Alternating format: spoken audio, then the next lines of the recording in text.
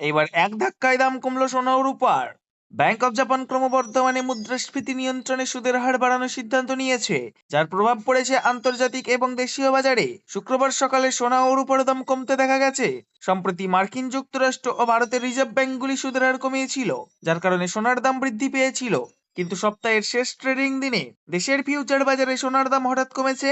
বিশেষজ্ঞরা মনে করছেন, ব্যাংক অব জাপান ক্রমবর্ধমান মুদ্রাস্ফীতি নিয়ন্ত্রণে সুদের হার বাড়ানোর সিদ্ধান্ত সরাসরি প্রভাব ফেলেছে সোনার বাজারে।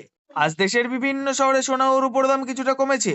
টানা ঊর্ধ্বগতির পর বাজারে স্বস্তির খবর বিনিয়োগকারী ও সাধারণ ক্রেতাদের আকর্ষণ করেছে। দেশের আর্থিক রাজধানী মুম্বাইতে প্রতি কেজি রূপোর দাম প্রায় 2,11,100 টাকায় লেনদেন হচ্ছে। একই সঙ্গে 24 ক্যারেট সোনার দাম প্রতি 10 গ্রাম 1,34,850 টাকা এবং 22 ক্যারেট সোনার দাম প্রতি 10 গ্রাম 1,23,610 টাকায় বিক্রি হচ্ছে। চলতি বছর 2025 সালে সোনা ও রূপার দামে ঐতিহাসিক বৃদ্ধি দেখা গিয়েছে। এক বছরের ব্যবধানে রূপোর দাম 135%-এরও বেশি বেড়েছে। পাশাপাশি সোনাও একের পর এক নতুন উচ্চতায় পৌঁছেছে।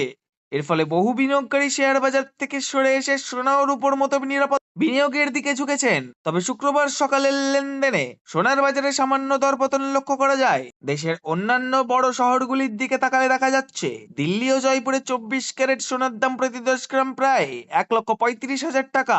আহমেদাবাদে এই দাম 1,34,900 টাকা। আর পুনে, হায়দ্রাবাদ, বেঙ্গালুরু ও কলকাতায় প্রায় 1,34,850 টাকা লেনদেন হচ্ছে। 22 ক্যারেট সোনার ক্ষেত্রে দিল্লি ও জয়পুরের দাম প্রতি 10 গ্রামে 1,23,760 টাকায়, আহমেদাবাদে 1,23,660 টাকা এবং পুনে, হায়দ্রাবাদ, চেন্নাই, বেঙ্গালুরু ও কলকাতায় 1,23,610 টাকার কাছাকাছি রয়েছে।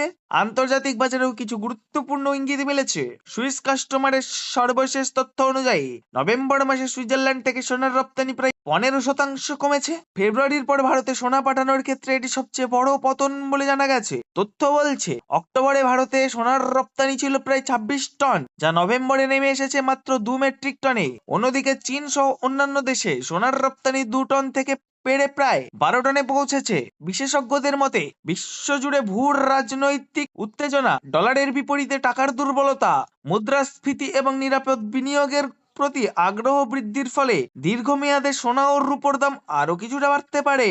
বিশেষজ্ঞরা জানাচ্ছেন, সোনা ও রূপার দাম প্রতিদিন একাধিক বিষয় নির্ভর করে নির্ধারিত হয়।